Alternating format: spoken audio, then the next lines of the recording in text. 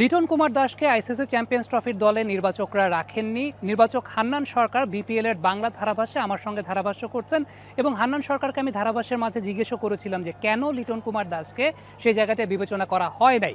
হান্নান সরকার যে ব্যাখ্যাটা দিয়েছেন তা হলো নতুন বলে ওয়ানডে ক্রিকেটে লিটন কুমার দাস গেল এক বছর একেবারেই ভালো পারফর্ম করতে পারেননি এবং এই পর্যায়ে তিনি খুব আউট অফ ফর্মে আছেন, বিশেষ করে ওয়ানডে ক্রিকেটে।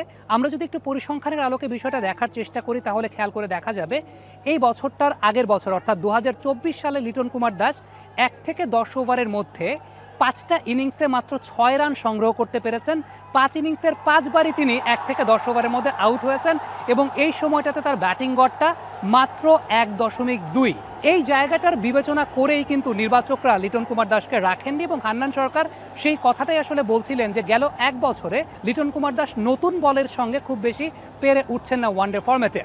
একটা ব্যাপার কিন্তু ভুলে গেলে চলবে না যে লিটন কুমার দাস তিনি বাংলাদেশ জাতীয় ওয়ানডে দল থেকে বাদ পড়েছিলেন শ্রীলঙ্কা সিরিজের সময় এবং চিফ সিলেক্টর গাজী আশরাফ হোসেন লিপু সেই ব্যাপারে একটা ক্ল্যারিফিকেশনও দিয়েছিলেন যে নতুন বলের সঙ্গে লিটন কুমার দাস খুব বেশি ভালো পেরে উঠছেন না সেই সময়টার মধ্যে এবং ওই জায়গাটাই বিবেচনা করে, বিশেষ করে পরিসংখ্যানের আলোকে বিবেচনা করে লিটন কুমার দাসকে সেই জায়গাটাতে ওয়ানডে টিম থেকে বা চ্যাম্পিয়ন্স ট্রফির দল থেকে বাদ দেওয়া হয়েছে। পাল্টা প্রশ্নের জায়গা ছিল যে পারভেজ হোসেন ইমনকে কেন আসলে সেই জায়গাটায় নেওয়া হয়েছে ব্যাকআপ অপশন হিসেবে।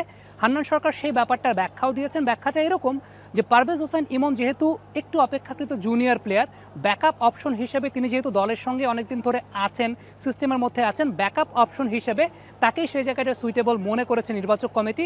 লিটন কুমার দাসের মতো একজন সিনিয়র ক্রিকেটার তাকে নিয়ে বসিয়ে রাখা এটা আমাদের দেশের কালচার বা ট্রেডিশন অনুযায়ী একটু অন্যরকম দেখায়, সেটা সেই প্লেয়ারের মনস্তাত্ত্বিক বিষয়ের উপর একটু প্রভাব বিস্তার করে।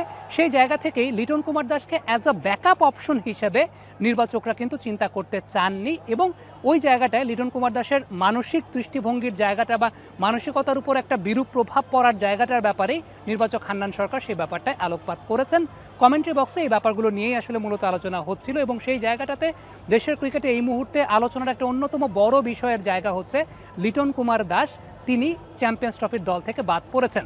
তবে এই জায়গাটা আরেকটা প্রশ্ন কিন্তু চলে আসে যে ঢাকা ক্যাপিটালসের হয়ে সর্বশেষ ম্যাচটাতে লিটন কুমার দাস বেশ ভালো ব্যাটিং করেছেন, কিন্তু উত্তরের জায়গাটা সেখানে হয়তোবা এরকমই যে ফর্মে ফিরতে লিটন কুমার দাস বড্ড বেশি দেরি করে ফেলেছেন কিনা। সৈয়দ আবিদ হোসেন সামি, যমুনা স্পোর্টস, সিলেট।